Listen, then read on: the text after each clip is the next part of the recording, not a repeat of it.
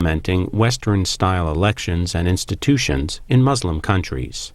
Hosted by the Nixon Center. This is about an hour and 45 minutes. I don't know. We can work on this. Is this on? Everything on? Oh.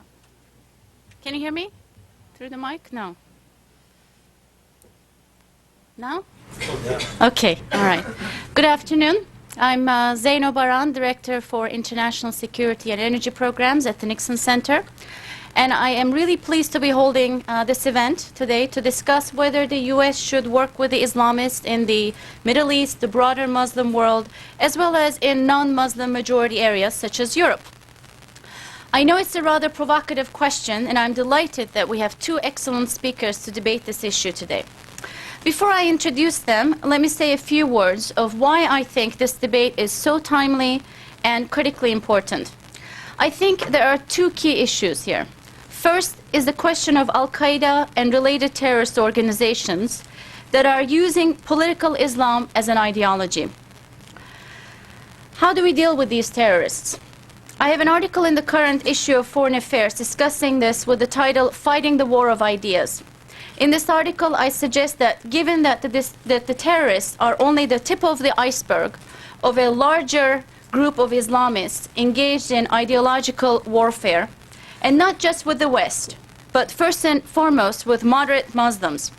We need to work with those moderate Muslims who are engaged in this theological and ideological civil war that is currently taking place within the Muslim world. The other side of the argument is that the moderates are too weak, not sufficiently funded, and will not be able to take on the terrorists. And in fact, the argument goes, the only group that can really take on the terrorists are the Islamists that are not engaged in terrorism, such as the Muslim Brotherhood and others. I know that people inside the US government are considering this approach, and I was recently in London to meet with British authorities, and I heard similar considerations from them. The second key issue in this debate is how the US should promote democracy in the Middle East and the Muslim world, when Islamists may be the ones that benefit most from such openings. Now, without further ado, to discuss these two key questions and the broader issues, let me introduce our speakers.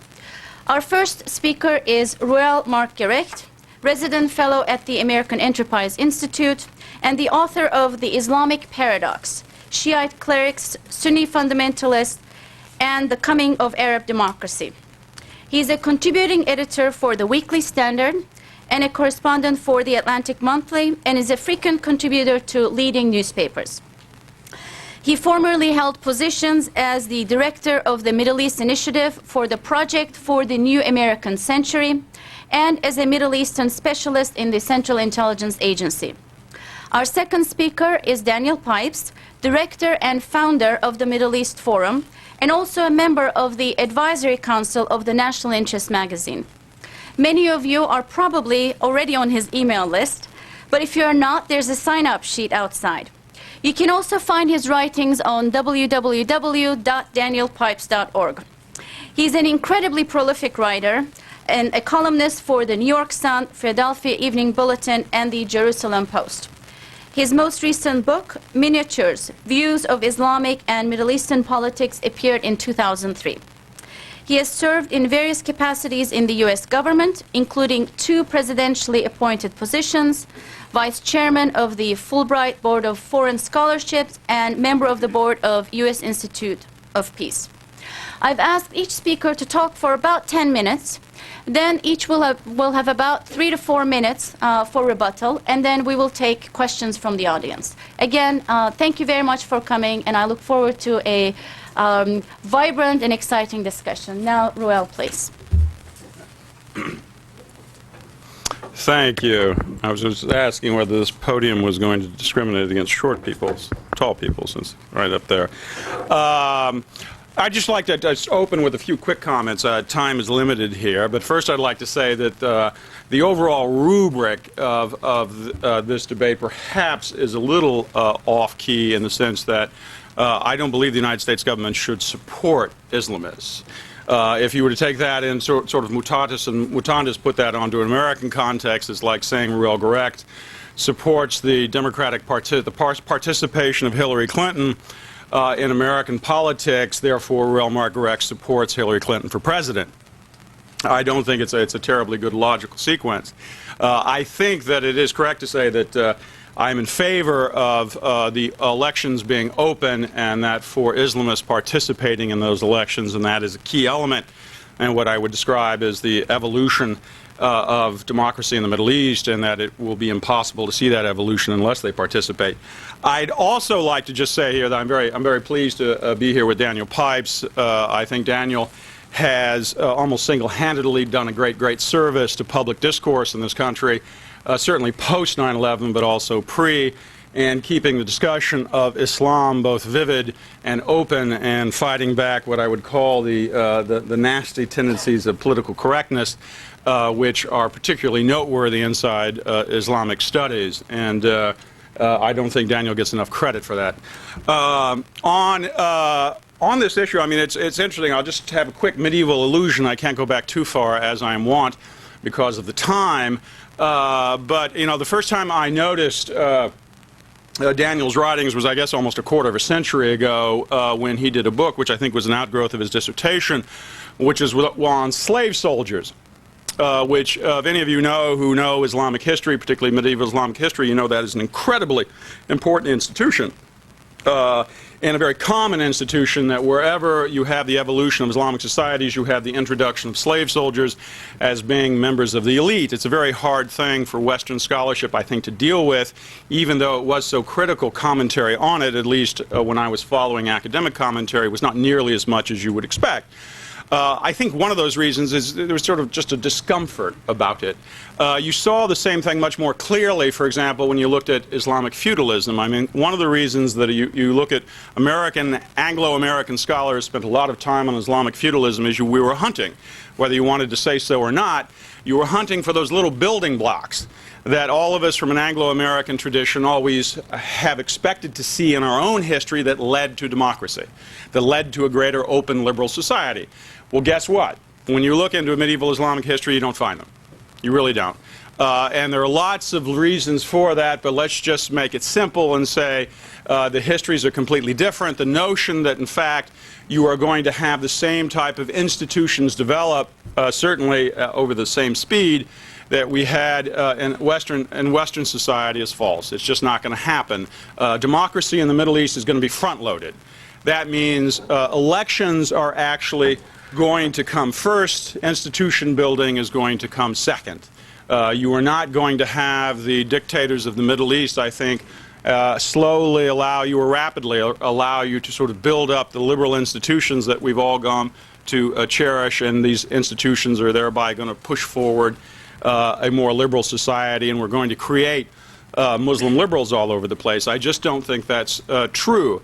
Now, you know, one of the reasons that perhaps the principal reason that I so admire President Bush is that President Bush, who obviously didn't have a background in Middle Eastern studies, nevertheless understood fairly quickly, and he made it crystal clear in November 2003, I think it was at the National Endowment of Democracy, that he understood that, in fact, the Middle East had become politically dysfunctional, and that through a perverse combination of tyranny, both suppressing and supporting Islamic radicalism, Islamic fundamentalism, we had given birth, helped to give birth, to bin Ladenism.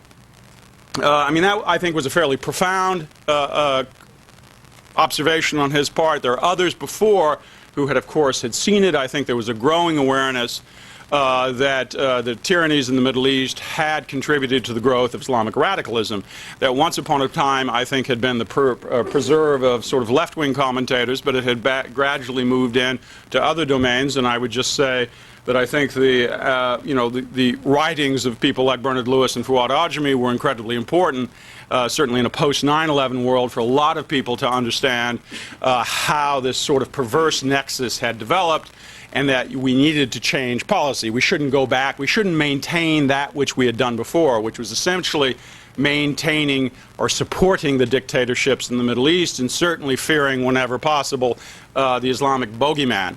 That we were going to live with the dictatorships we had, because the possibility of the Islamists gaining power was too unacceptable. and we were not certainly going to allow democracy to be a vehicle for Islamists for toppling the regimes and thereby bringing about something worse.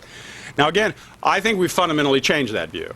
I think that's true on the Republican side. I think that's true on the Democratic side. I think everybody now realizes that the systems in the Middle East are politically dysfunctional, and that we have to open them up. Now, there is a great debate going on inside of the administration. I think it's only going to grow in amplitude on whether the United States is going to, back an opening in the political systems, which will inevitably allow fundamentalist Islamic militants, activists, we use different terms to describe them, and in fact we should use different terms because one title does not fit all, to participate in the system. I think it's inevitable. I think it's inevitable because, one, they represent such a large number of people in the Middle East. If you go out in the Middle East and you just deal with those individuals that you would describe as liberals or progressives, you will usually find them in Middle Eastern conferences that Westerners usually sponsor, and that's about it. Now, can they grow? Sure, they can grow. But I just suggest to you that if you go to the Khan Khalili book market in Cairo, I mean, you can find various Arabic translations of great Western minds. People can read them if they want to. A lot of people have. However, you will find much more going in the other direction. And there is an issue. When you have, for example, in Cairo, when you have it in an elite institution like the American University of Cairo, the women of the affluent increasingly veiling themselves, that should tell you something. I mean, that should tell you these are women who do not have to do it because of peer pressure. They do not have to do it because of some political overlord. They are doing it to express, I think, in part, their contempt for the present political system. They are also reflecting, I think, what is a regrettable after effect of secular dictatorship in the Middle East, that secularism per se has a bad name. It has been attached to dictatorship. And I think if you were asking for someone, for example, like Sayyiduddin Ibrahim, I think all of you know, if you were to ask him, should you exclude these individuals, the vast majority of individuals, maybe not vast, but a significant chunk of the population from the political process, I think, one, I'm sure he would say no. He has said no. And two, he probably suggests that you're doing absolutely the worst thing possible for those who describe themselves as liberals and progressives. That you cannot, I think they cannot have legitimacy in the political system if they are in fact undermined by what may be a majority of the population, what may be a significant chunk, if not a majority of the intellectuals, and by the traditional clergy. And I just suggest to you, because a lot of this, you can't really make it empirical because we haven't gotten there. So we're making sort of intuitive leaps. But I suggest to you, if you think you're going to build democracy in the Middle East on sort of an Ataturkist approach, which is, and I think this is the approach that most Americans have had, both on the left, the right, realists all over the place. I think more or less this is what we're talking about here, is that you're going to build democracy in the Arab world through an enlightened dictatorship, bringing about greater secularism, and eventually, ushering in democracy. Now, I think we've already had the test case of that, certainly in the Arab world since the end of World War II, and we've seen the opposite happen. We've actually seen the dictatorships become less progressive, less liberal. We've seen what we would consider sort of the liberal indices of these societies diminish. I think that is, for those who believe in the Ataturkist evolution, I think that is the future. In fact, what you're doing, in all probability, is just you're going to encourage the growth of bin Ladenism. You have to have these people start to participate. If one were to make a Western parallel in this process, and again, it's a little crude and may be slightly unfair, is that, I mean, you don't get to have democracy, you don't get to have Thomas Jefferson unless you get Martin Luther. All right, and all of you who remember German history know that is a period of great turmoil. Now, we all hope, and I certainly do believe myself, that the trauma in the Middle East is going to be a lot less than, say, the Germans had to sustain a few centuries back. But you have to expect trauma. And you also have to expect that as democracy grows, in all likelihood, it will be built upon anti-Americanism in great part. It will certainly be built upon anti-Zionism. It's going to touch on many of those issues for a whole variety of reasons. Some of them you might say are historically, all of them are historically understandable. Some might even be legitimate. Some are unquestionably repugnant. But I think that is where we're probably going to go. I wouldn't say it's inevitable, but it's highly likely that as democracy rises in the Middle East, as the movement continues, it's going to become a more anti-American movement. It's going to become a more anti-Zionist movement. I would say live with it. Don't get overwhelmed by it. It's definitely cause for concern. It is anxious, but it's part of the fever breaking. And that you don't really have the choice. I mean, mechanically, the United States really, the input that we have here, I think, is quite limited. I think there's certainly certain things we can do. I would, for example, be much more aggressive in Egypt. I think Egypt is the linchpin here.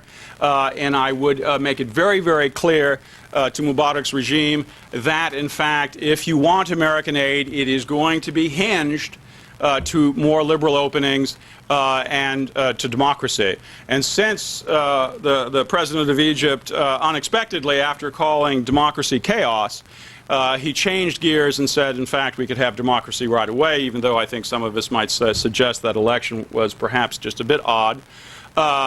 It certainly should encourage the United States to at least have the same standards and timetables as the Egyptian president. If he thinks democracy can happen right away, then so should we. And I would say you want the progress to move forward. You don't get to break this anymore. The genie's out of the bottle. And the worst case scenario that you can imagine is not, in fact, democracy growing with all the possibilities of militant abuse from the bottom up.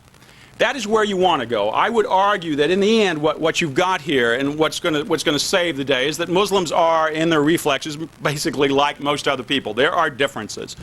But in the end, I mean, one of the things about the confession of faith, if you've talked to Muslims about it, I mean, one of the reasons apostasy, for example, carries the death penalty is that as a rational man, as a rational believer, as man and woman, when you commit yourself to God, you are actually making a very rational act, a choice.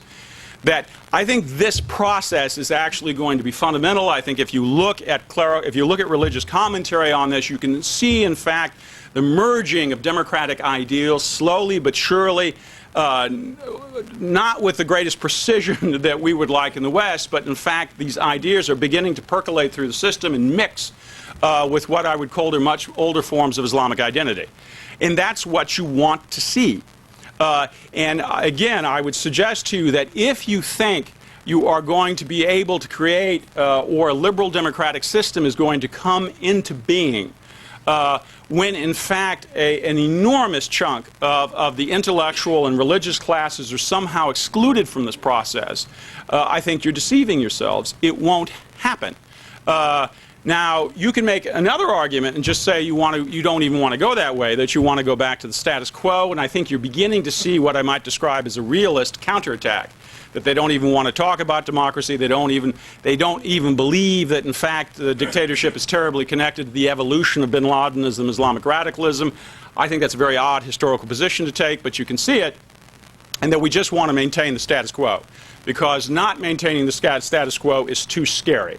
Again, I suggest to you that, in fact, is much more likely to give you the worst case scenario, which are Islamic revolutions from the top down. And I don't think you want to go there. I don't think the reflex for these dictatorships, by the way, has not been to encourage liberals when they're under stress. The reflex for these regimes has, in fact, to go to the right and try to encourage Islamic fundamentalism and actually make it worse. It makes it more militant underneath. And that's the nexus that has to be cracked, is this perverse nexus between tyranny and Islamic militancy through both oppression and support. Unless you do that, I don't think you're going to get anywhere, and the only way you're going to do that is open up the political system so people have the chance to yell, debate, scream about what it means to be Egyptian, what it means to be Syrian, what it means to be Palestinian. Otherwise, I think we're in a dead end, and we're going to go right back to 9/11, and I'll stop there.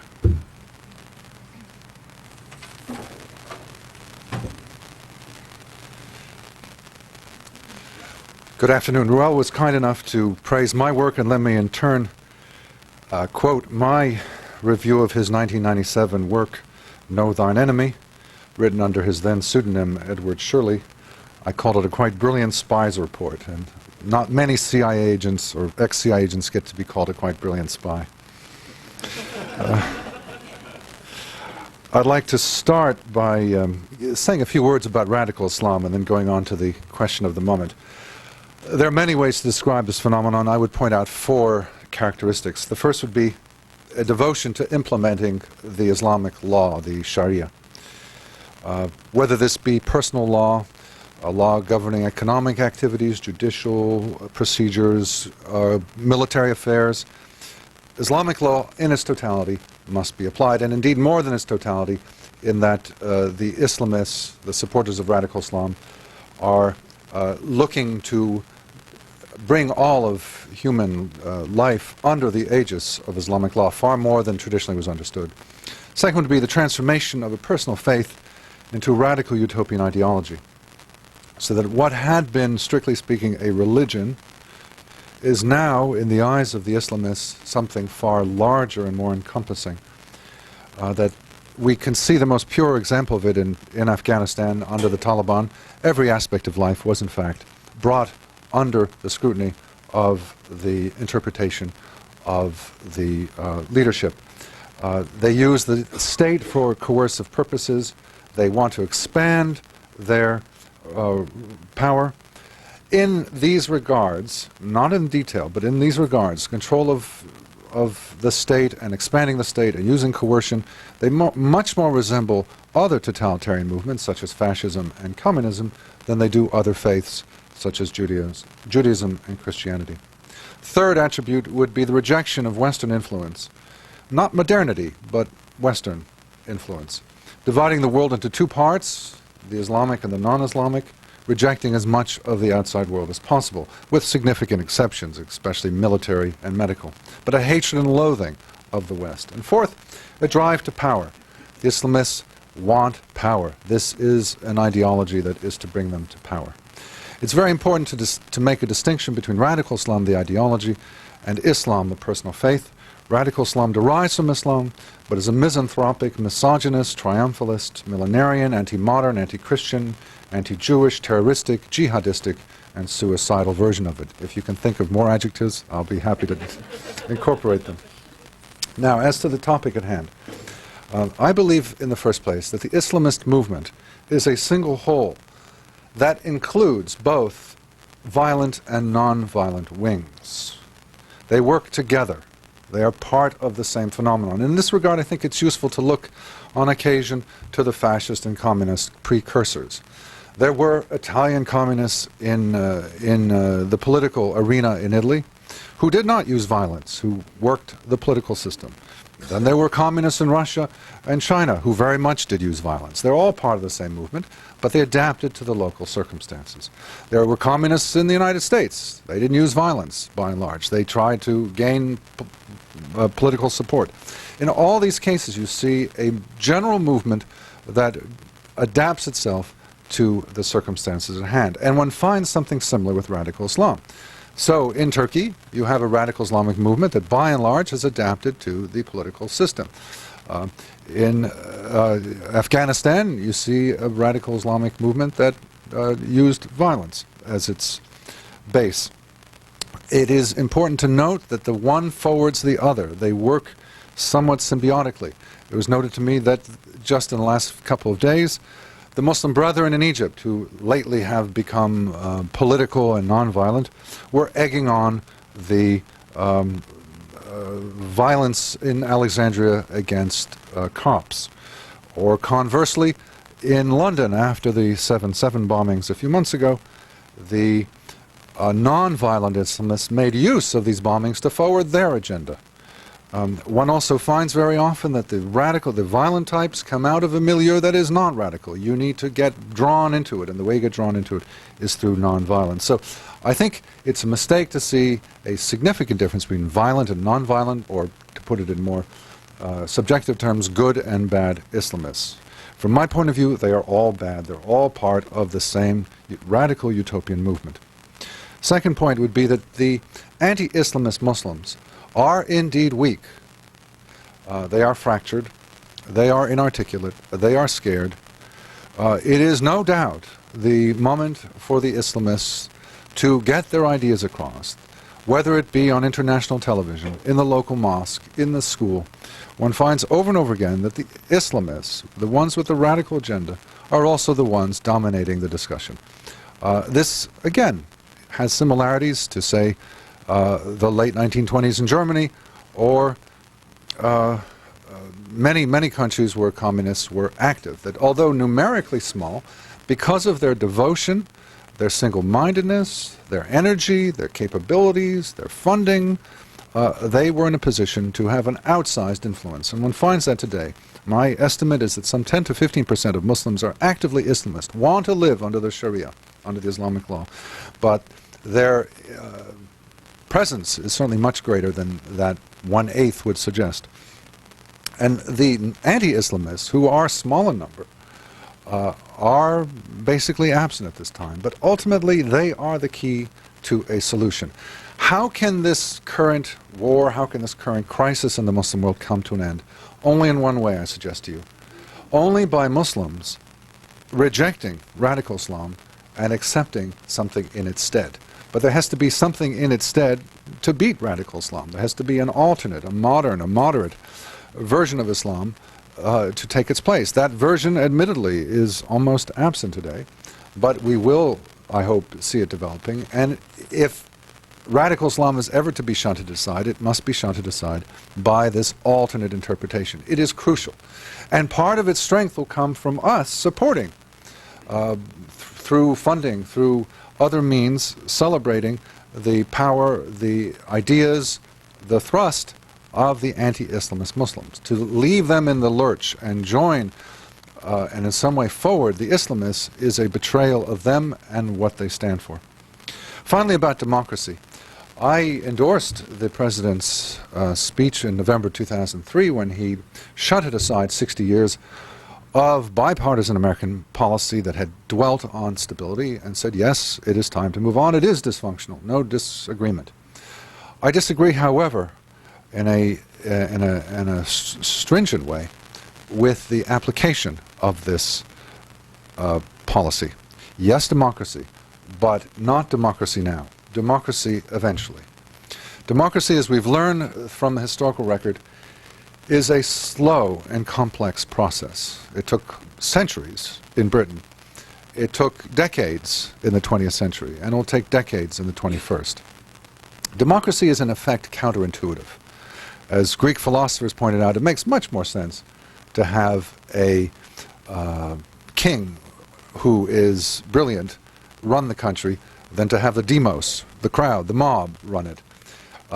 It makes much more sense for the government to prohibit bad ideas than to permit them.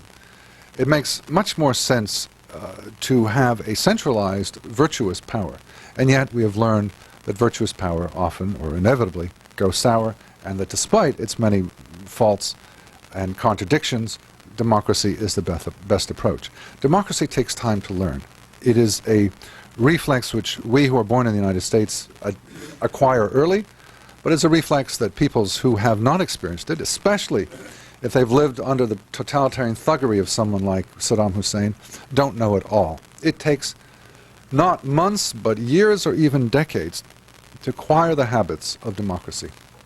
I was dismayed, for example, to see that the interval between the overthrow of Saddam Hussein and the election for prime minister in Iraq was a mere 22 months. I would have liked to see 22 years. I would have liked to see our working with non-democratically elected individuals who would get control of the country, make sure that the security situation is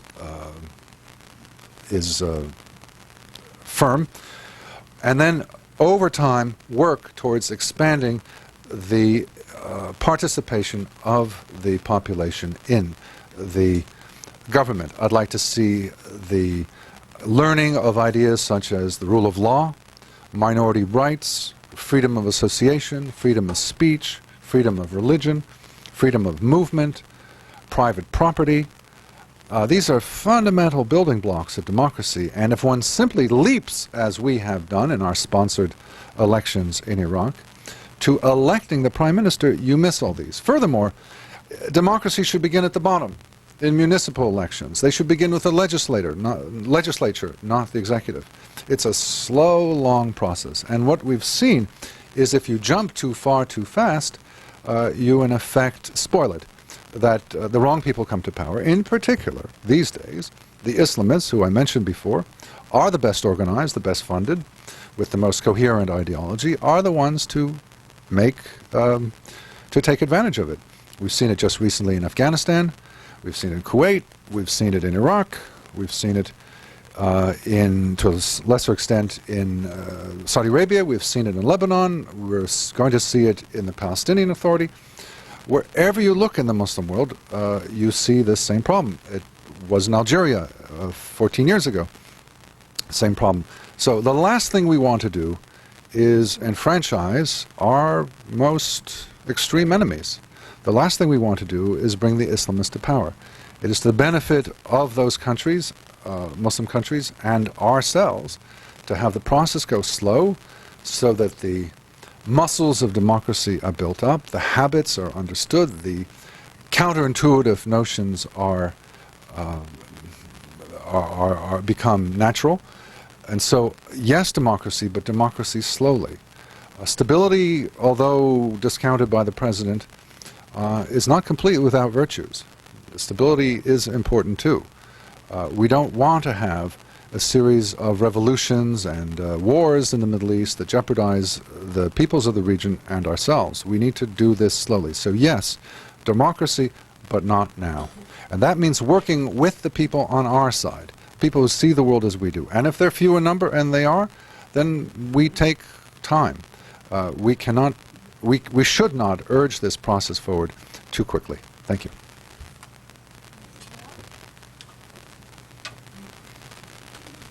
Well, it sounded like in the beginning that Daniel was actually making my case.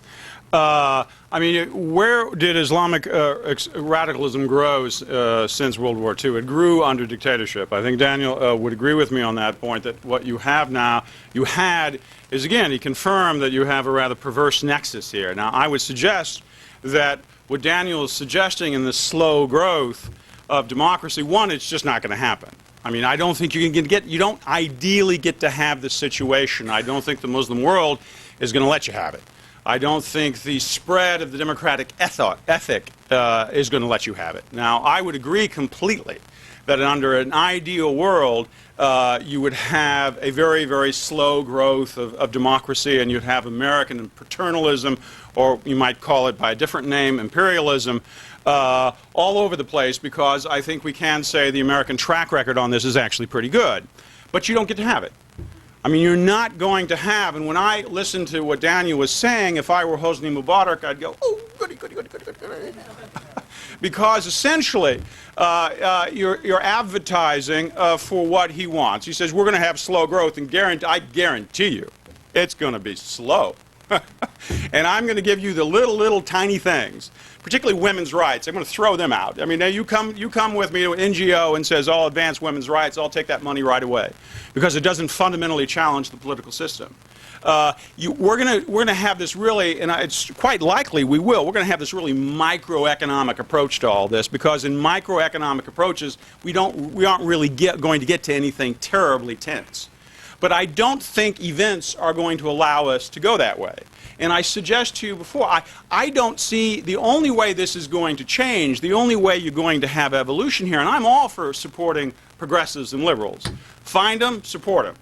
But again, I suggest to you, I think the process here is going to be very, very difficult for you. Because every time you seriously try to support progressives and liberals, you are going to be checked.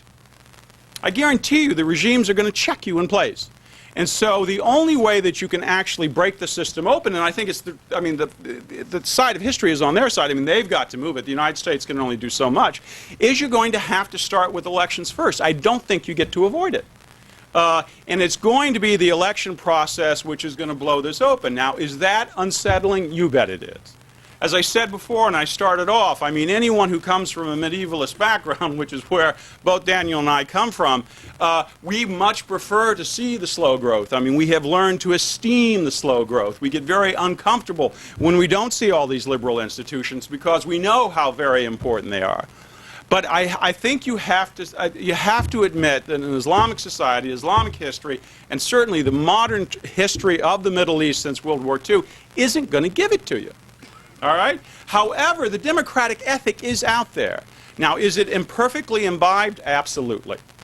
But it is out there and it's growing. And again, I think you have to set up you have to support a process where you allow some evolution, where you essentially are not the handmaidens of dictators attempting to maintain the rule.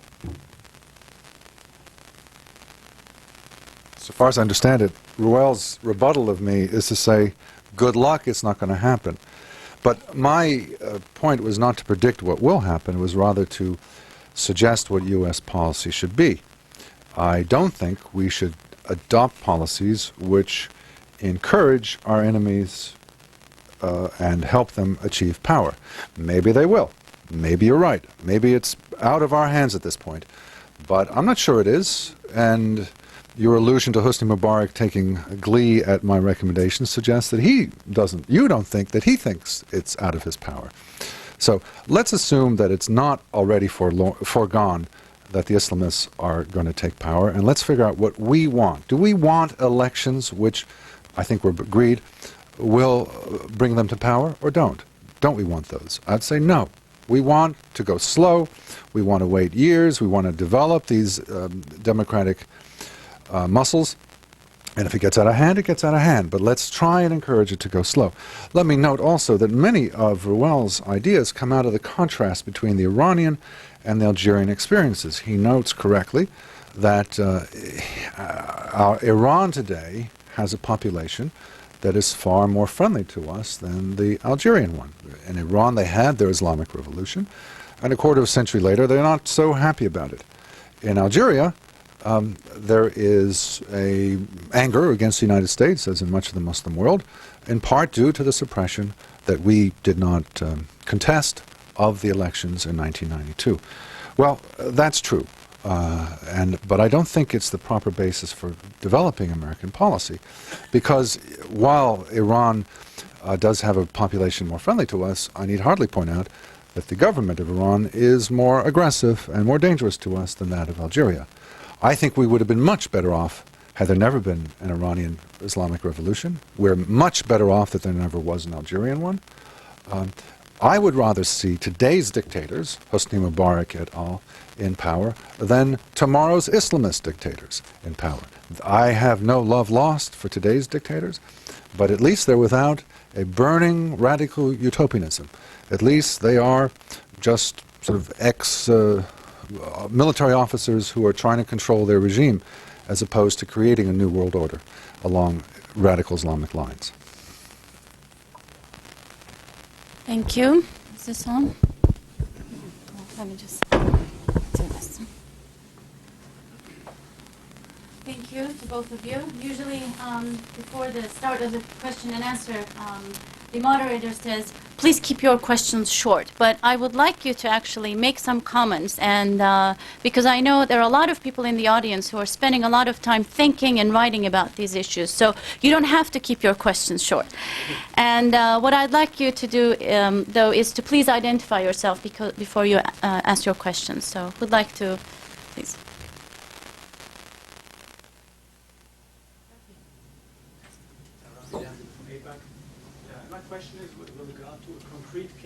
Come up in January, that is elections in the Palestinian Authority and a question of Hamas participation.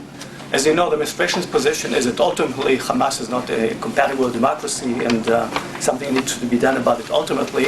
But for now, the administration does not really oppose the participation of Hamas in the elections. They say that this is up to the Palestinians to devise their own elections. And I would like to hear your comments, because on the one hand, clearly Hamas meets all your four criteria and also is of the violent variety.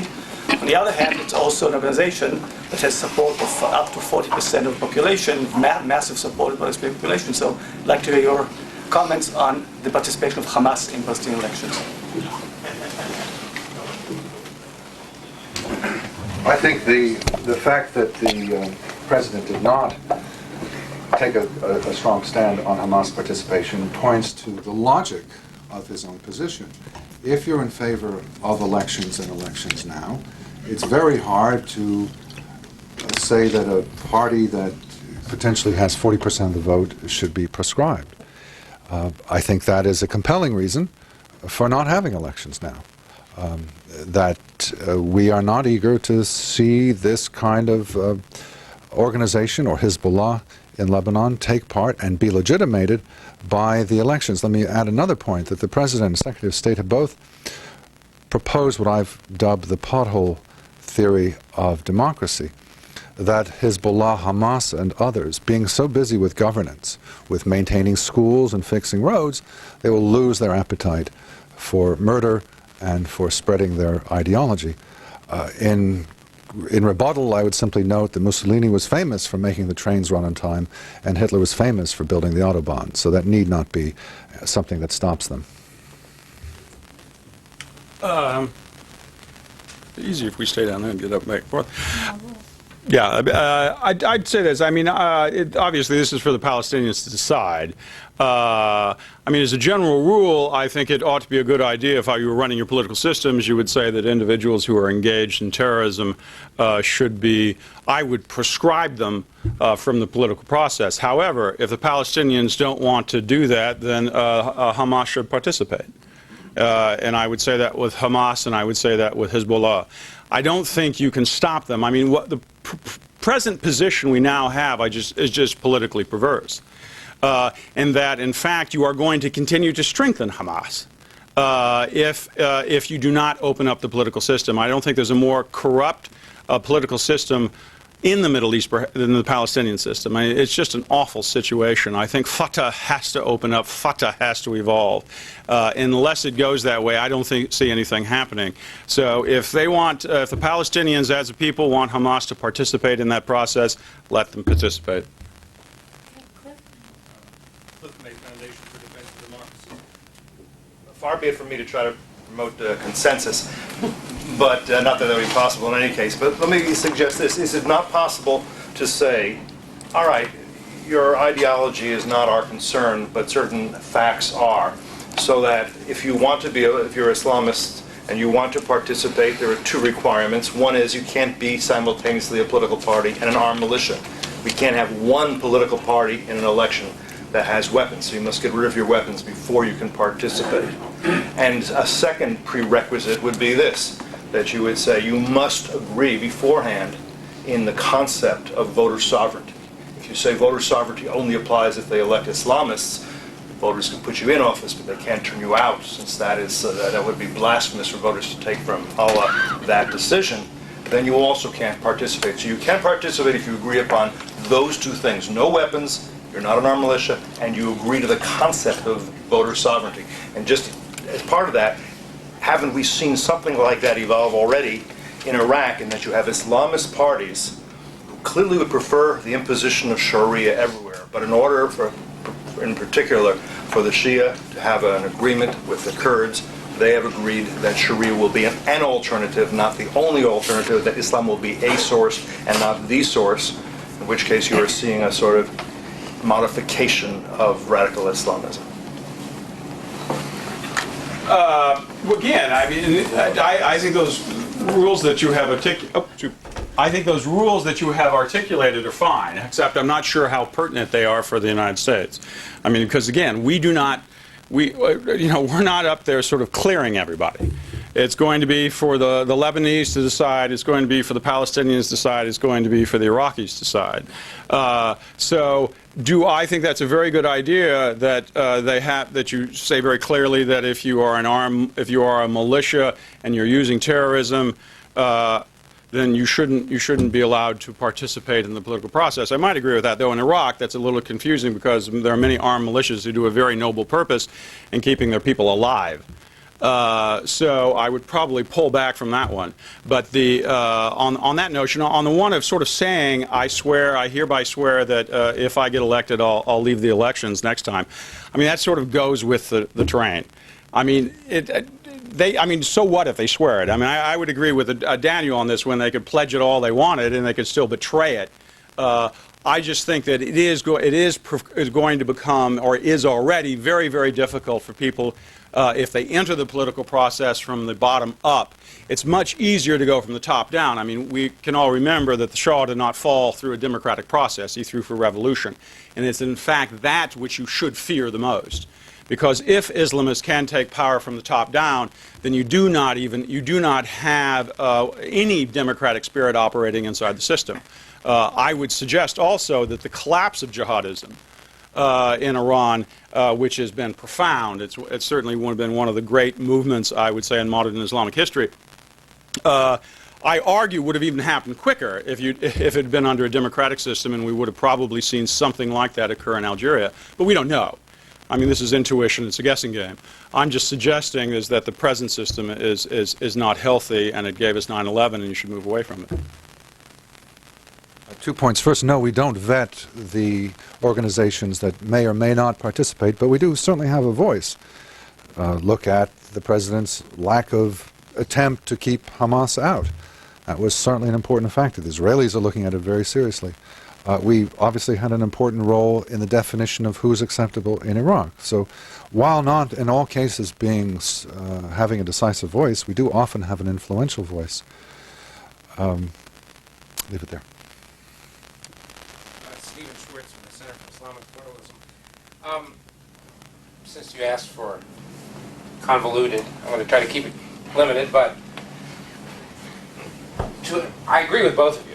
I don't really see much of a disagreement here. I think both of you are on the side of the angels here, on the side of Allah subhanahu wa ta'ala, we would say. But to Reuel, I would suggest that Daniel is going closer to what I think is a better paradigm, which is the paradigm of religion, which means tradition and even conservatism, versus radicalism, where it seems to me you're looking more in terms of a paradigm of conservatism versus liberals and progressives. And I just wondered if either of you would address that.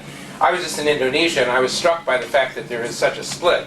In Indonesia, they talk about conservative Muslims versus liberal Muslims. In Singapore, they talk about traditional Muslims versus radical Muslims.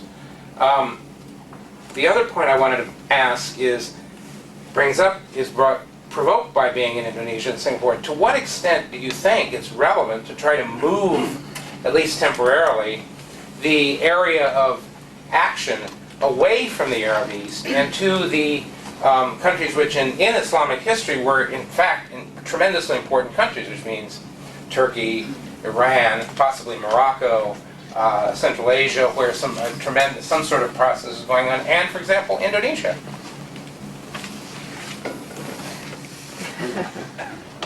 Well, the first one was to you.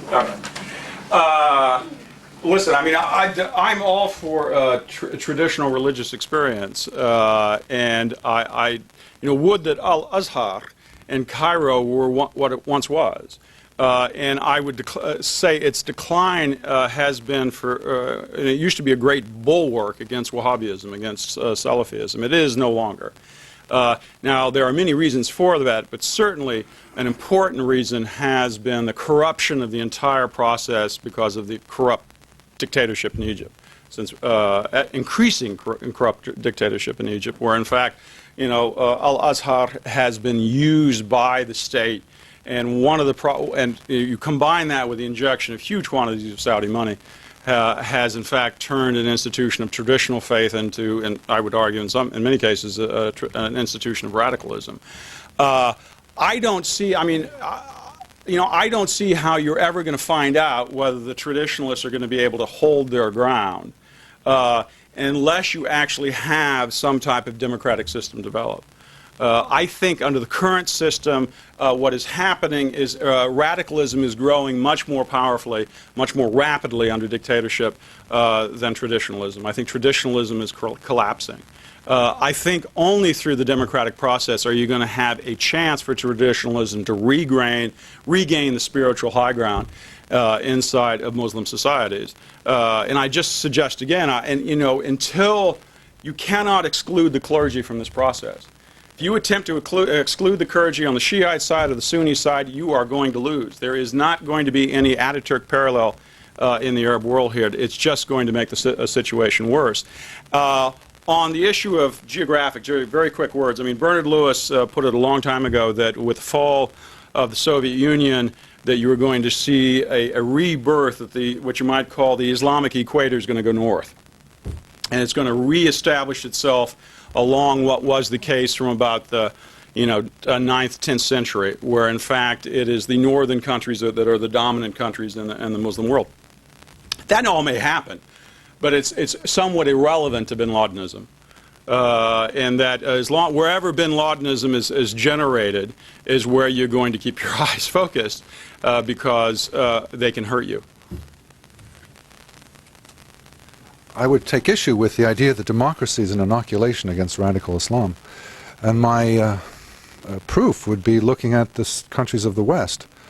To take the 4 London bombers as a prime example, there was nothing undemocratic about their experience. And more broadly, looking at Western countries, one sees that in flourishing democracies, one has a rapid and extreme and rapid growth, luxuriant growth of radical Islam. So I'm dubious that democracy is the antidote to radicalism. On the second question about geography, I'm with Reuel there. The Middle East has long been the center of Islam for historical and other reasons, including these days that's where the money is. Just as the Chileans can develop new ideas about personal social security accounts and that we will learn from, so can Egyptians learn from Indonesians, but it's the odd influence that works that way. By and large, will influence Chile and Egypt will influence Indonesia rather than the other way around. Thank you. I'm Steve Clemens of the New America Foundation.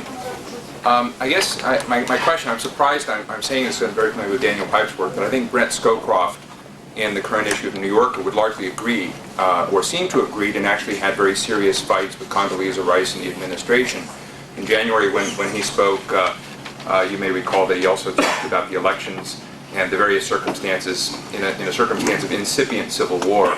And I guess Reuel's a friend, and I'm very, very taken because I know that there's a realist deep in there, but you seem to be saying we need to roll the dice with these democracies. In Algeria, over a decade ago, that was tried, and Islamists were on their way into government, and things came undone. And I'm interested in terms of a metaphor that frames for you and for others that look at elections and democratic process in these regions where you think inclusion of radical Islamist factions can make sense if they want it. I think you're saying we don't have much latitude over it anyway, but step beyond that a little bit. Do you think if the Islamists were to participate, would it temper behavior? Would you see them as Daniel said, as sort of flaming ideological zealots in that circumstance anyway, and pervert the institutions of democracy, their direction?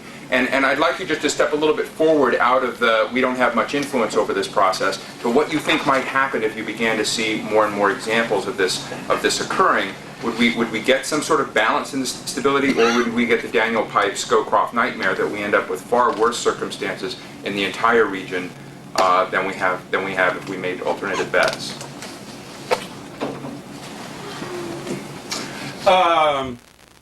I'm not the biggest fan of the idea that through a quick injection of democracy that radicals become moderates. Now there are such things as fallen Islamic holy warriors and fallen Islamic activists. I mean, I've met them, I've seen them, they do happen. Iran is chock full of them. And as we all know, there are such things as fallen communists. I mean, as some wit might say, where would neoconservatism be if that weren't true? But that's not why, I think this is a good idea. I mean, you have to have a sort of a basic, I suppose, in this, a basic faith, as you do in the West. You're going to have it in the Muslim world, is that the vast majority of Muslims aren't going to do something stupid. And that I think what is essential here is that they have the chance to grow and evolve. I mean, Daniel wrote a very good book on conspiracy theories in the Muslim world. And anyone who's been in the Muslim world knows how incredibly important they are for just normal discourse, let alone high discourse. They define often debates. Well, I don't see that process changing until people actually take control of their lives and they are responsible for it. And we haven't seen anything to make us believe that's going to be the case with dictatorship in the Middle East. I mean, we should have seen more evolution the other way. What we're asking ourselves now is right now it's going to reverse, that we're actually going to start having enlightened despots. I doubt it. I just don't see it. I mean, we're going to give it a try now. I think the administration is definitely moving towards that course. What you might call sort of, nudging dictators and sort of let's see if we can have one more rule at the Ataturkist rule and push it a little bit more, but that they can, in fact, bring about a more open liberal system. Well, we're going to have the test. I don't think it's probably going to work. I think that we are that going down the path of supporting the dictatorships, of seeing them continue, you're likely to get vastly more instability in the Middle East over the long run. You're certainly going to encourage bin Ladenism, which is the last thing we want to do. I think you're going to have to go down that process. I think the Muslims are going to take you down that process, whether you want it or not, and you're going to see this thing roll. I don't think, I think Algeria is an interesting case. I mean, it's by no means clear to me that, Fis would have been triumphant if the process had gone all the way through. I don't know. I mean, they were beginning to peak a little bit and go down. But I do know that I actually took the opposite position back in 1991, so I'm arguing against myself. But I think the aftershocks of that were pretty bad. And I think the aftershocks of radicalizing the Algerian networks in Europe were very bad. And if you look at these Algerian networks and how they've grown, it certainly should give you pause. And I would rather have seen them participate in that process go through. Do I think it's going to moderate the worst case ones? Many of them, absolutely not. I don't think anything on earth would have moderated bin Hajj. I mean, that man is just poison. But it's going to force people to compete. And I do think in that process of competition that you do have the possibility for evolution. And if you deny that political evolution can occur with the vast majority of Muslims, then I think you've just driven right into a cul-de-sac. Reuel rightly worries about bin Ladenism in the opposition. But I worry that his ideals will bring bin Ladenism into power.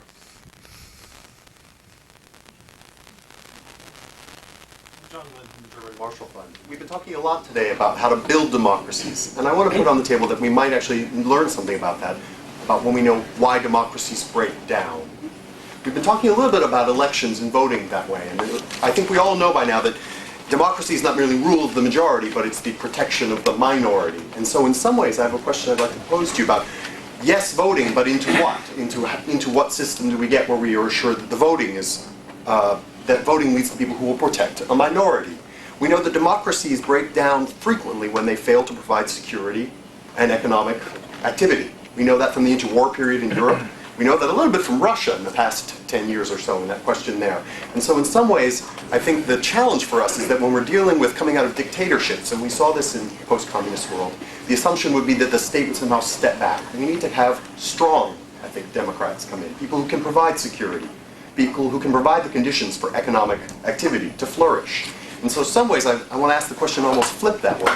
We've seen some democracies break down. How can we ensure that democracies we build will last?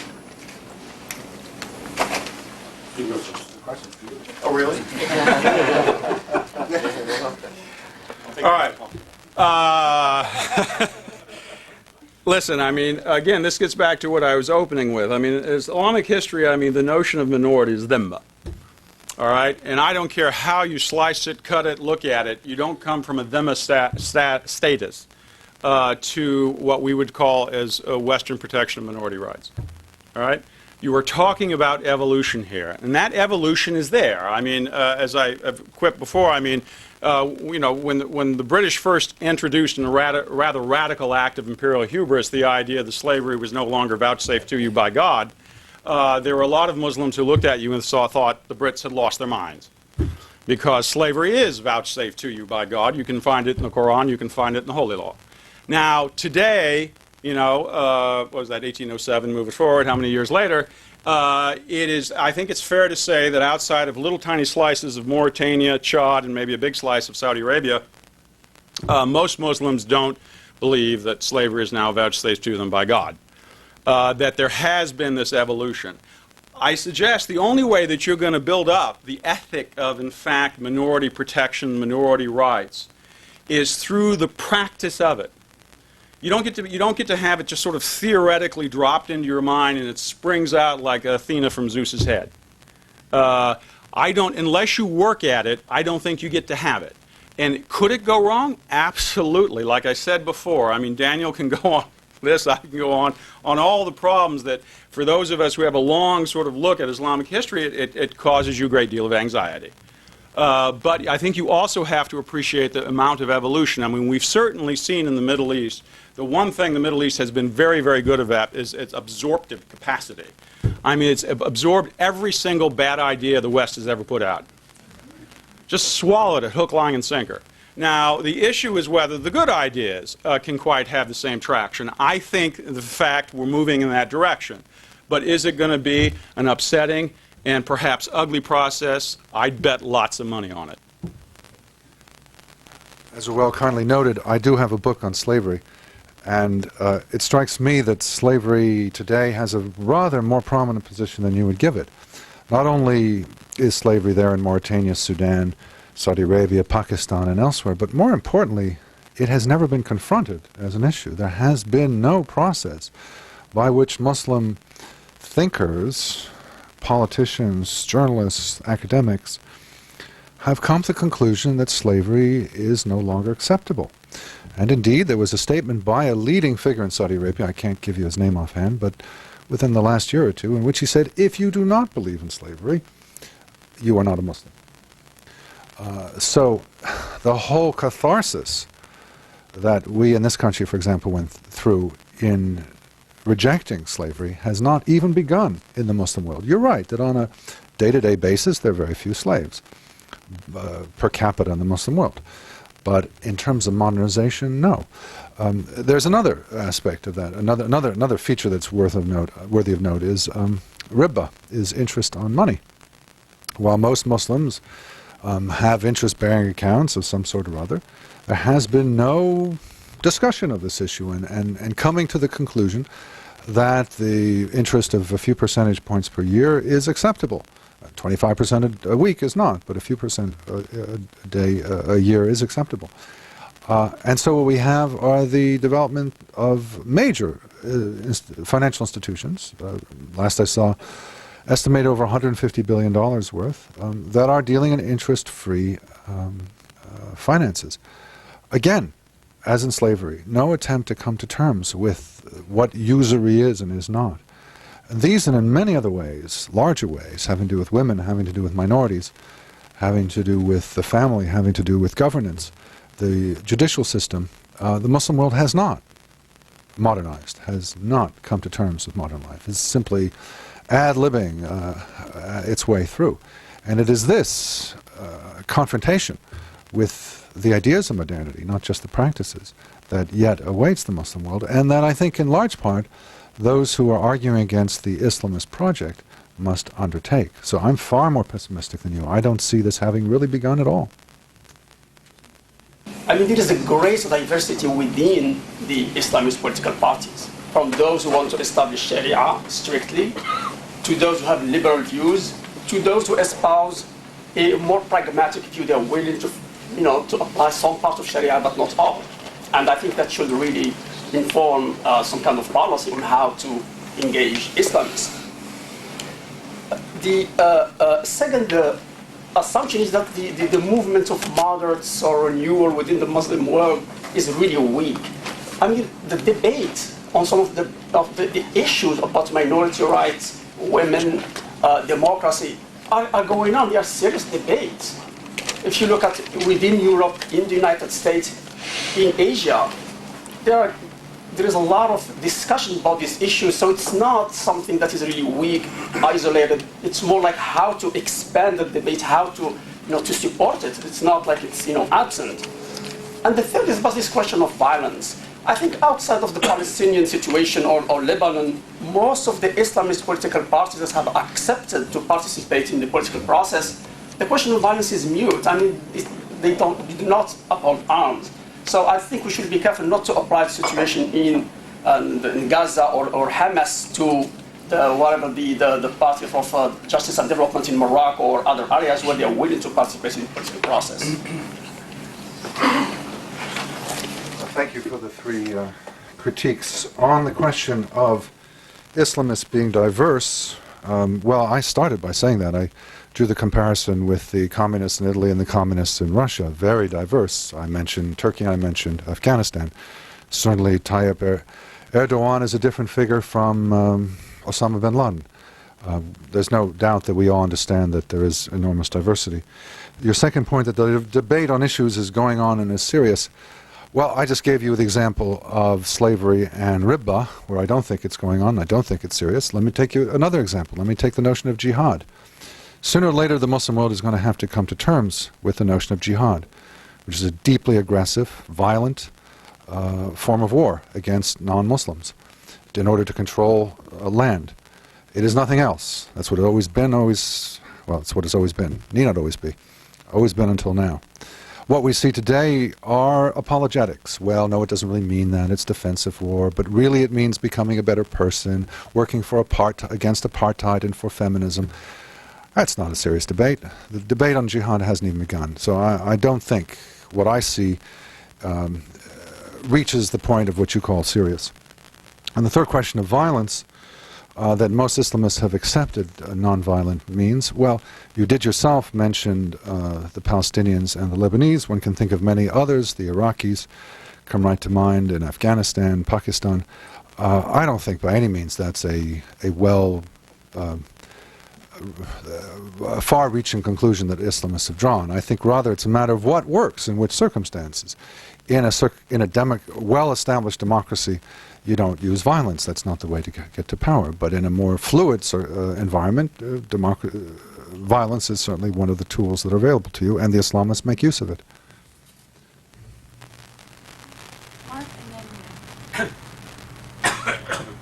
Mark Platten, Journal of Democracy. For Dan Pipes, I'm really confused now as to how you would characterize the overall Muslim community's views, or the Muslim electorate, or would-be electorate. On the one hand, you say only 10 or 15% are Islamist or radical Islamist, which you seem to use Islamist to mean radical Islamist, if I'm understanding you correctly.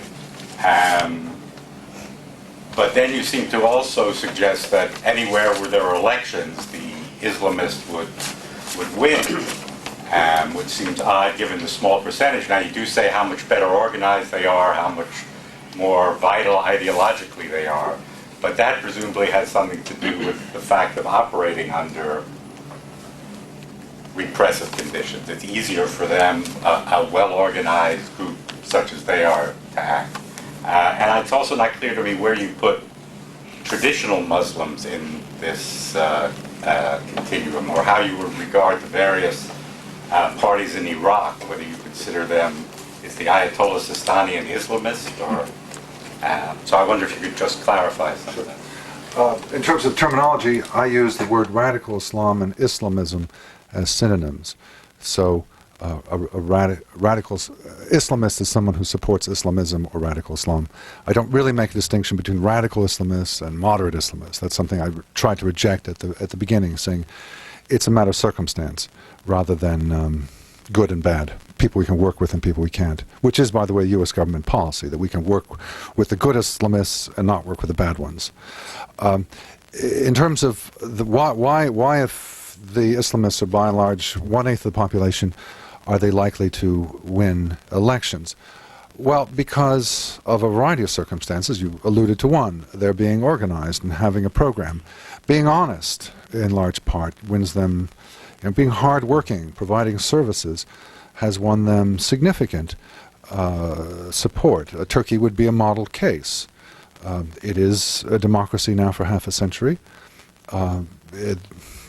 the Islamists probably don't number more than 15%, yet they have won elections with more than twice that vote because the other parties have discredited themselves, have bickered among themselves, can't form large enough units to get into parliament, and so the Islamists dominate in Turkey. And by the way, Zaino is the expert on this, not me, but the prospect is there that if the opposition parties continue to bicker, there could be, for what I would think to be, you're the expert on democracy, the first time in history, a legitimate democratic election in which one party is 100% of the parliament, because all the other parties are under 10% and therefore can't get access to the Turkish parliament. I mean, that would be an extreme case where something in the order of 1/8 of the population completely dominates the parliamentary and therefore much else life in Turkey. I think it goes a long way, being organized, being coherent, having a program of ideas, having money. These are the tools by which one wins elections. You just follow the experience in Indonesia, Malaysia, and so on. Pakistan doesn't really seem to back up that notion. I mean, the real Islamist parties who ran there tended to get under 10%. You're right that places in which Islamists have not done particularly well, by and large that was historical, and they aren't tending to do better these days. There are also many cases, I think of Jordan, for example, where the authorities have done their best to repress the Islamist vote using all sorts of mechanisms. It is potentially an attractive force, as is any body of ideas and group of people who stand for something, and who are bold in its articulation, and who make substantial promises, and who disdain the existing system and offer something quite different. We've seen historically, not just with the Islamists, but with fascist and communist parties, that this is a draw. I would not consider Sistani Islamist, no.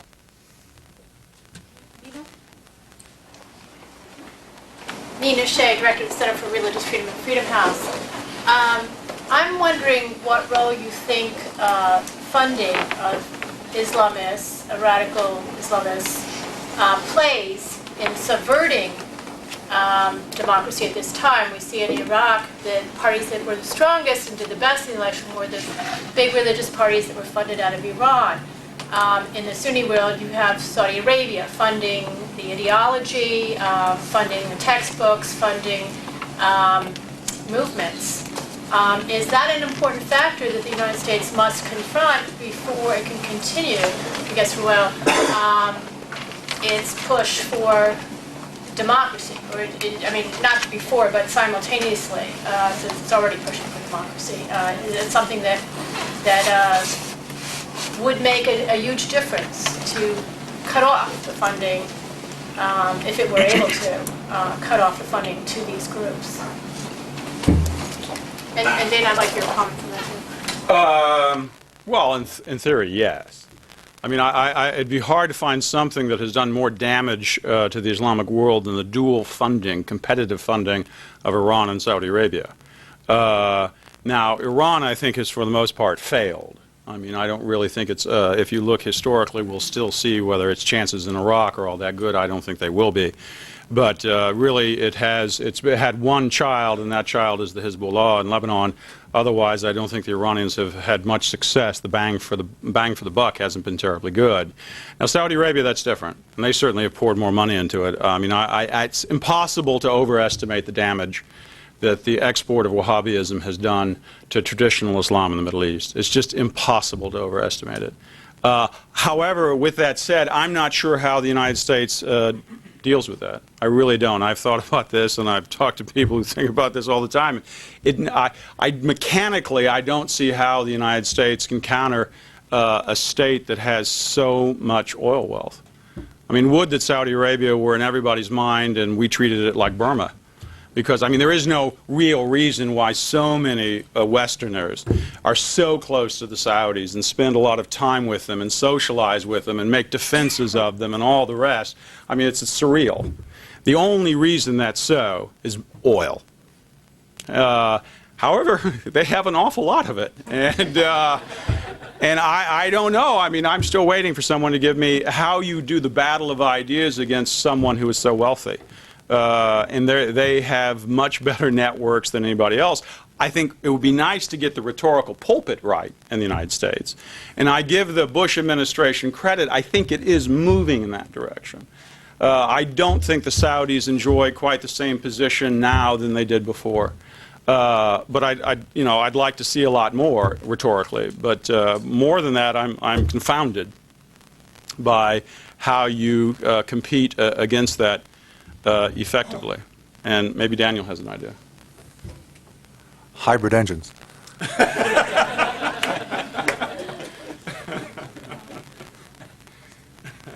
Molly McHugh, the American Enterprise Institute. I have a question, or two questions actually. One following up on a point Reuel made earlier about the U.S. continuing to support dictators, really doing more to encourage bin Ladenism than otherwise.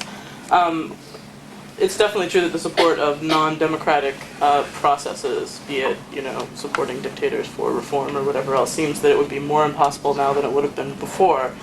In the Middle East, a lot of what we hear and a lot of the sentiment that's generated anti-Americanism has been from our lack of support for democracy. People who are frustrated that we're not standing up for reformers, people who are frustrated that we're not standing up for the more progressive movements. Moving a bit further afield to the Arab world, if you look at Azerbaijan, which is a Muslim state in the post-Soviet area for sure, there was a headline after the last presidential election in one of the reformer newspapers that said, if the U.S. backs such a way in Azerbaijan, then God bless bin Laden. And that would be part of or an example of the sort of the sentiment against the United States not standing up for democracy and seeing Islam as the only other alternative to dictatorship. Or their current dictatorships. And I was wondering if you both could comment on that. And a second point that I'm just sort of interested to get your views on.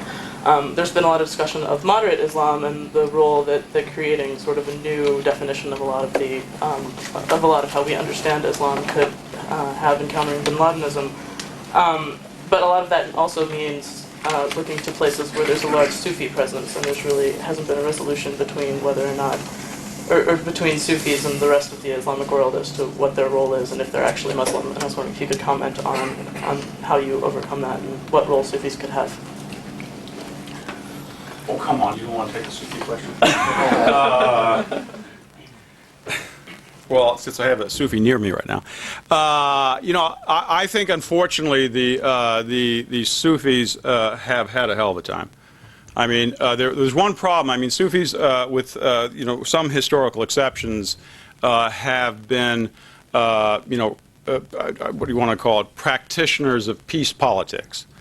I mean, some exceptions. There are some such things as Sufi holy warriors, but their track record. I mean, when you have soft power slam into hard power, let me tell you, soft power loses in the Middle East. So I would like to hope and like to believe that the Tariqat movements will have profound influence on the transformation and pushing forward a moderate democratic Islam. Maybe they might. I haven't seen it yet, but I'll remain hopeful. I mean, in the competition, look at Iraq. I mean, that's an interesting case. Now, that's an extreme case, but I mean, I'll use it anyway. That the competition that exists between the Sufis, and there was a very powerful Sufi movement, Sunni Sufi movement in Iraq, and the Salafis is not going very well for the Sufis right now. They take cover. And I don't see that changing. I think the facts on the ground are going to work against the Sufis. That's not to say that behind the scenes that general spirit, temperament, sentiment cannot have an overwhelming influence eventually if the political system holds and you get to vote. But we'll have to see. I mean, it's too soon. On the earlier question, I mean, just very quickly put, I mean, there are lots of different reasons why Islamic militants hate the United States. Lots. I certainly think the factor that you hear often amongst the militants themselves of American support for dictatorships is one that should worry you. And that the United States needs to adjust, and I think it is adjusting. I think we have seen with the Bush administration, I think it will continue to any following administration, whether it's Democratic or Republican, that you have now seen the United States correct the anomaly in its foreign policy. And that anomaly is that every place else, fitfully, hypocritically, nevertheless, we have supported democracy every place else except the Middle East, even in Africa, I think more enthusiastically. I think that has now changed, and I don't think we're ever going to go back to the position where we were before 9/11. I think all administrations from this time forward, be they Democrat or Republican, there may be differences of means, differences of tone, etc., are going to continue to support the idea of dictatorship, of democracy in the Middle East. Whether that has a profound effect on the radical movement, we'll see. Proof is in the pudding. Just the simple rhetoric of the United States on this issue, I don't think is going to be sufficient to dissuade young men who are going to make that leap of faith into holy warriorism. There's a conspiracy theory in the Middle East of great strength that it is American support for regimes such as the one in Egypt that allows them to stay in power. And therefore, the anger against the regime is directed towards us. I don't think that were the regime to change, as, for example, it did spectacularly in Iraq, we would get credit for it. So it's a mug's game. We can't lose any way we do, and I wouldn't try and appease that sentiment.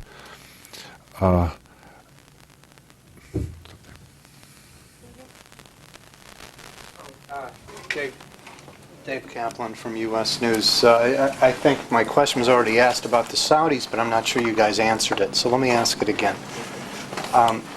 What do you do with the state that's pouring hundreds of millions of dollars into tilting the playing field when you're moving in a process of democratization? Daniel, I'd especially like to hear you on this. I mean, what do we do about the Saudi factor as we move forward? Whether we're supporting hardcore regimes that are anti-democratic, or we're supporting democratizing republics.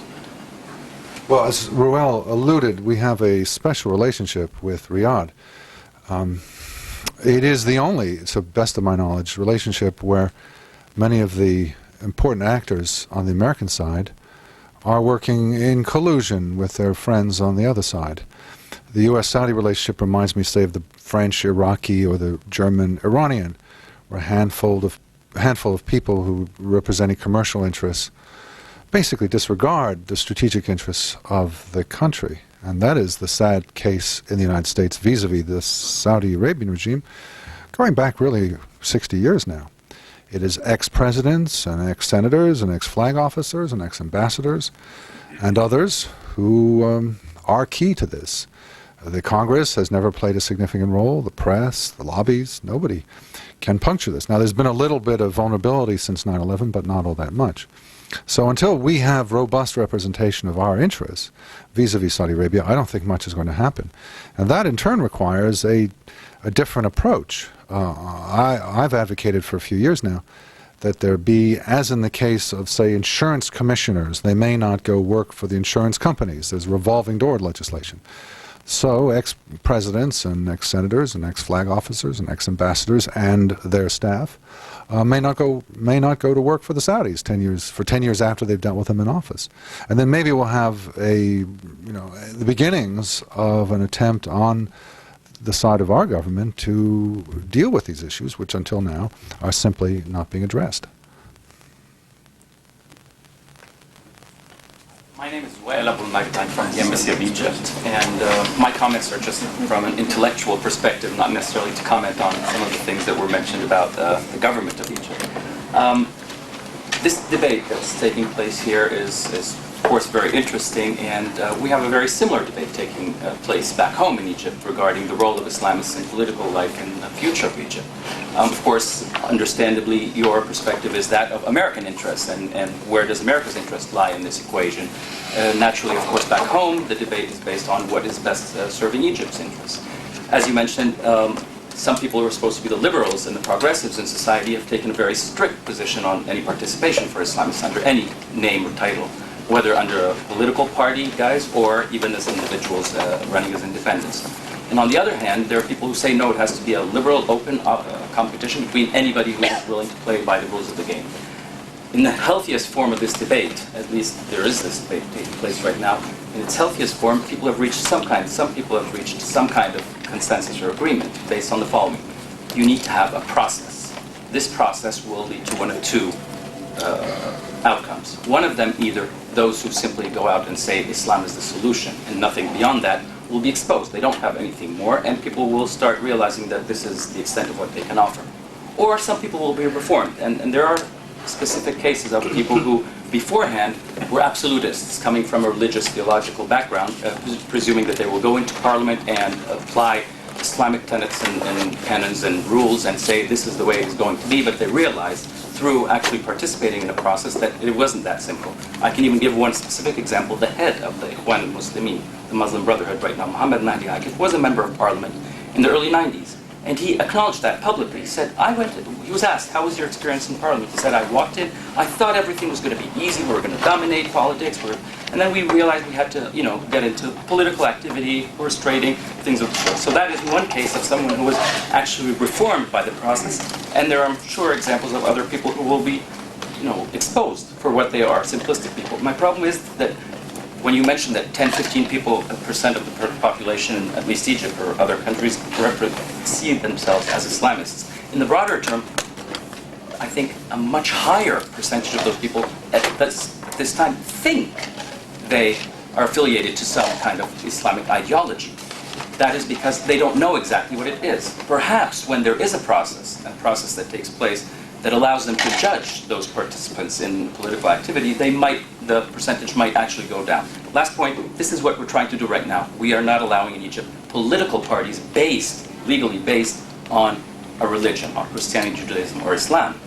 But what they're allowing in the process right now is participation. You can run, just don't hold a banner saying you're the Islamic Party of Egypt. Run as an independent. And then perhaps that's a transitional period to see how things evolve at a later term. I'm not saying anybody has the final word on it, but it's still a work in progress, and we're in an evolutionary stage, very early evolutionary stage, and hopefully we'll try to reach some kind of satisfactory conclusion of this. But we don't have a full answer, and I'd like to hear if you have any comments on that.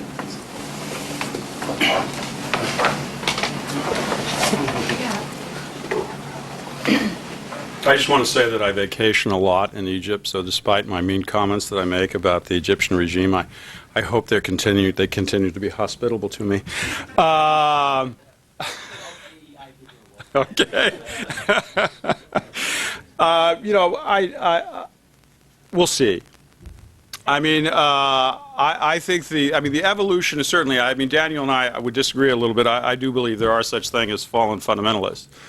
And that there is evolution is possible there, though I wouldn't jump up and down about the eager expectation that it's going to happen en masse overnight.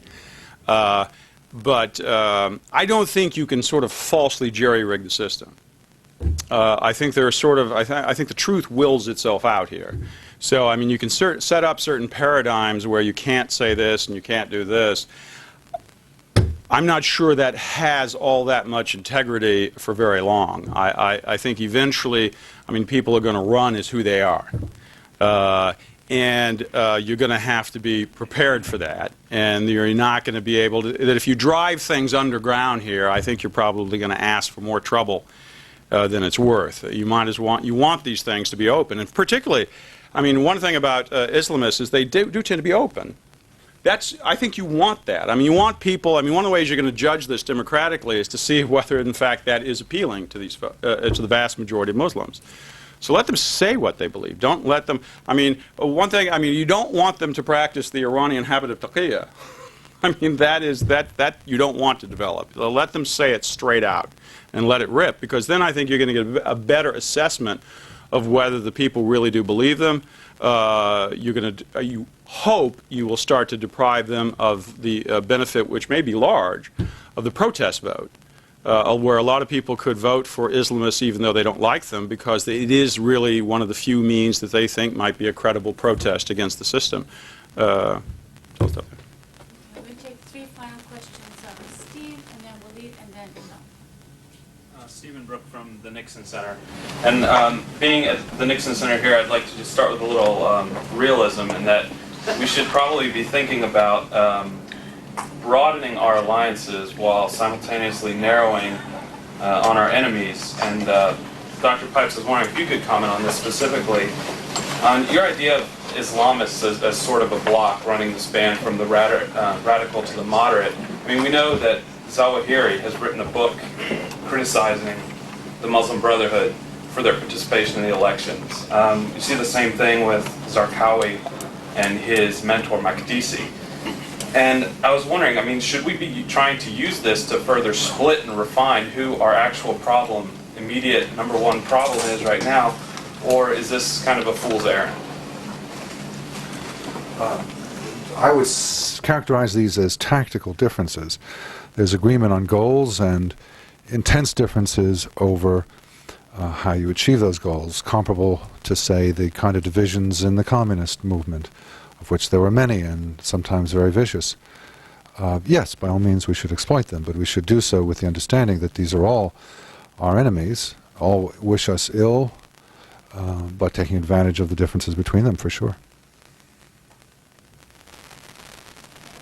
Well, Walid Malouf with USAID. I think the differences between Reuel and Daniel is, I feel Reuel has more belief in the Middle Eastern people, that they will be able to make the change. While Daniel, you want to still work with maybe elite for this change. I personally like the faster track. And the faster track for two reasons. Number one is I would like you and me to be around when this historical change is taking place. 22 years is so far out, it scared me. And the second reason, I think the belief of the Middle Eastern people, which I do believe in them, like Reuel, is because if you give them the right ambiance, the right atmosphere, I think they will speak up and they will take the right size for themselves. I'll give you an example, for example, Lebanon, in this case. Have you ever imagined a Lebanese prime minister, Sunni Muslim, will ask Syria for diplomatic relations and demarcation of the lines between Lebanon and a Maronite did not ask this in an official capacity. So the belief of the believing in the Lebanese, in the Middle Eastern people, I think, and give them the right ambiance, it will move the democratic process faster. And this is my question to you. Let's take the Iraq example. It's been 2.5 years. And they moved on from, to make my question a little bit short, from A to yesterday when they voted on the Constitution. Don't you think that as the process moves forward and democracy take hold, as painful as it has been for us as Americans, don't you think that this will eliminate little by little terrorism, jihadism, and all those you think are more in charge? Will successes of democracy in Iraq decrease terrorism? I don't believe that they're necessarily connected. Indeed, there has been, if anything, an increase in terrorism. We, the democratic states of the West, have seen a distinct increase in terrorism, and increasingly as well from domestic populations. So I think that terrorists are not so much protesting the repression in which they live as they are looking at mechanisms they can use to achieve their goals. And if you're an Islamist and you're taking on the U.S. government and its allies, you're clearly not going to start building tanks and ships, even if you had the means to. You have no chance of success with fighter aircraft against the United States, even if you could.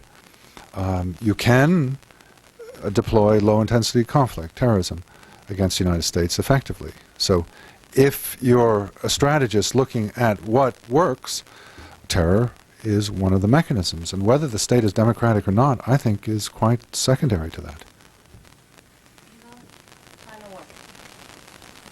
Hillel Franken of the Hudson Institute Center on Islam and Democracy. My question really is directed to Reuel. Unfortunately, it's a rather general one.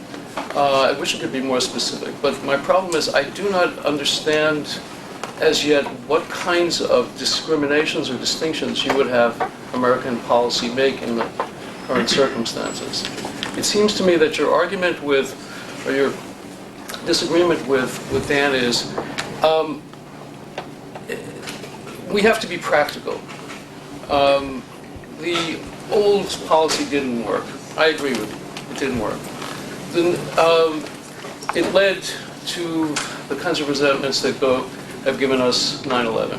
I agree with that also. We have to try something else. That something else has to be democratic. And after that, it seems to me there's nothing more.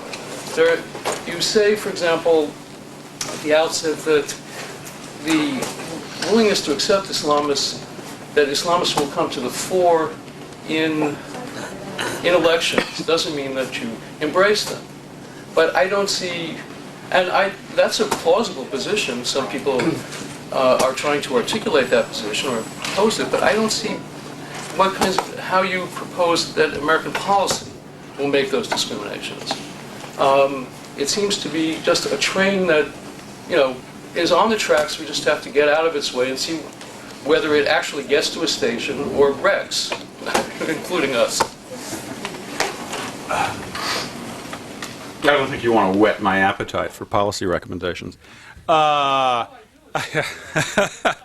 I think that's not hard. I mean, let's just take two cases.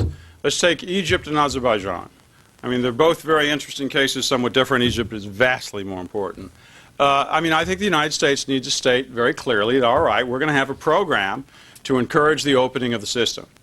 And we're going to tie that program directly to aid. And we're going to rhetorically increase the pressure on Egypt. And we're going to do what we can to keep it. We want to see elections there, real elections, not fake elections, sooner, not later. We want to accelerate the system. We're going to do the same thing in Azerbaijan. If we find out that Aliyev is going to cheat, which I think he is going to cheat, on the legislative elections, then we're going to call him to account. Actually, I think Dan Fried probably will do that. There are many things the United States could do, but rhetorically, you have to get your house in order, and also just philosophically.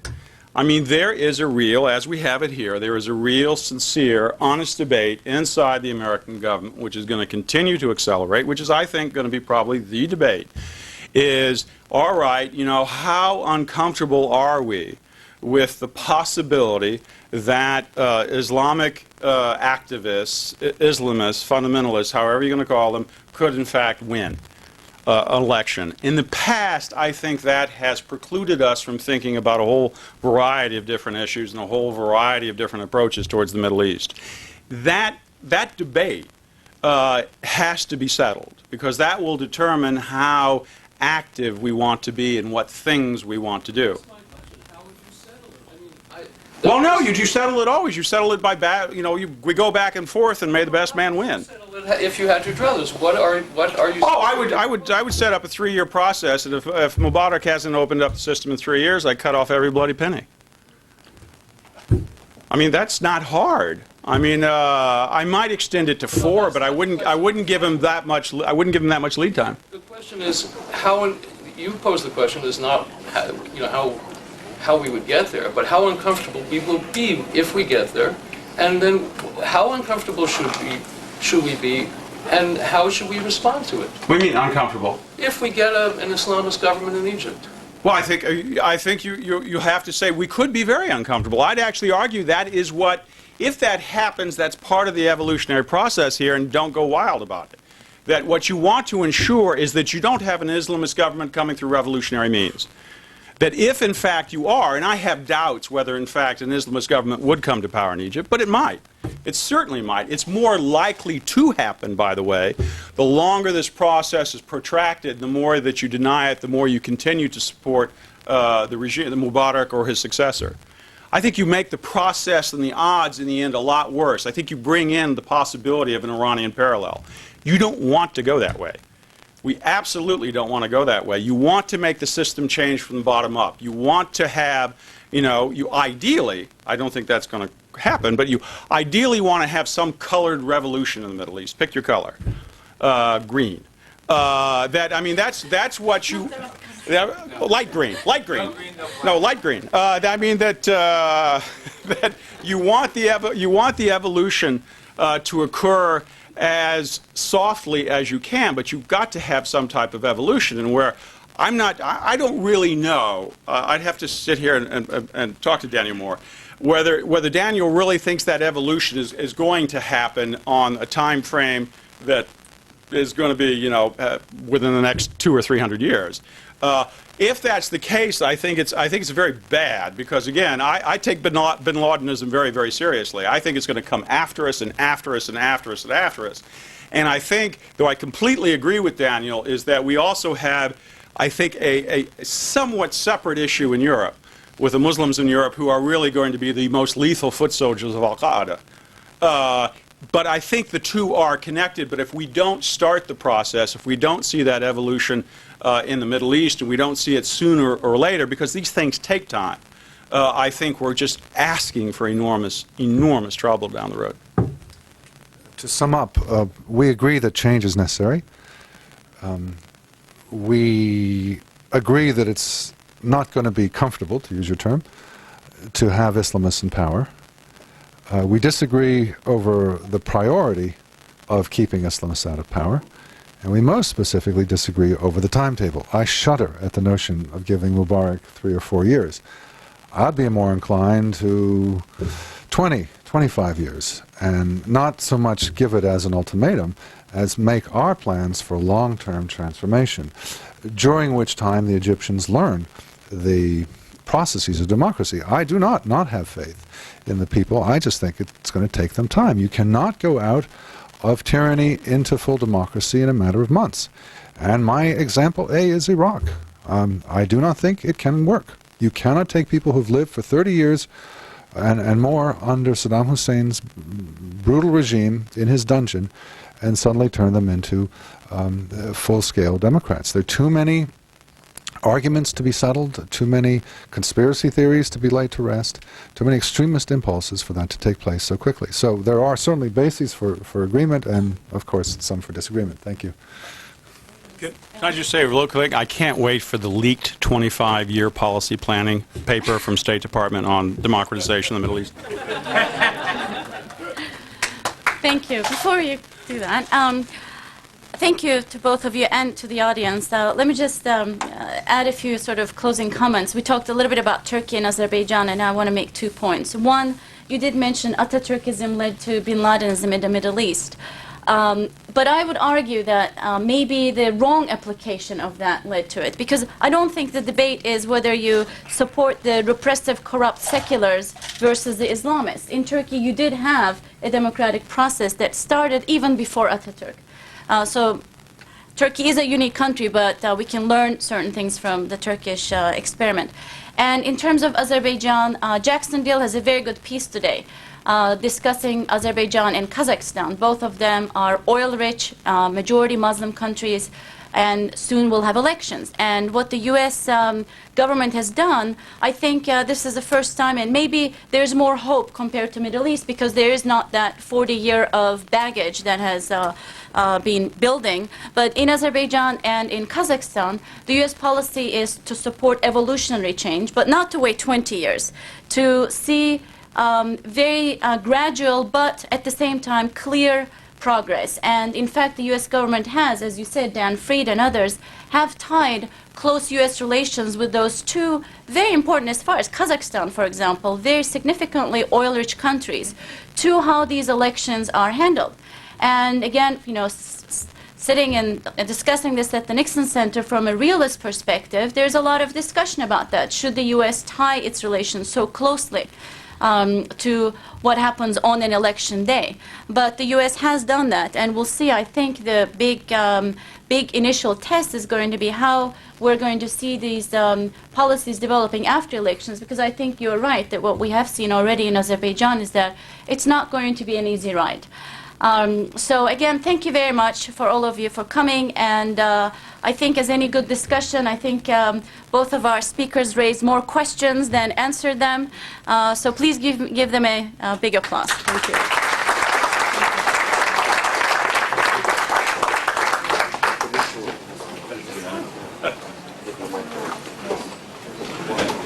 Good to see you. Hey, how are you? Then I don't disagree with him on it either. I think you're both right. It's just a question. You have a certain absorbent interest. No, I think you're looking at a slightly different angle. Thank you. Thank you.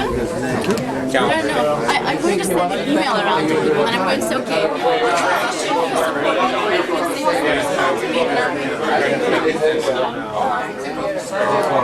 I mean, I don't see so much.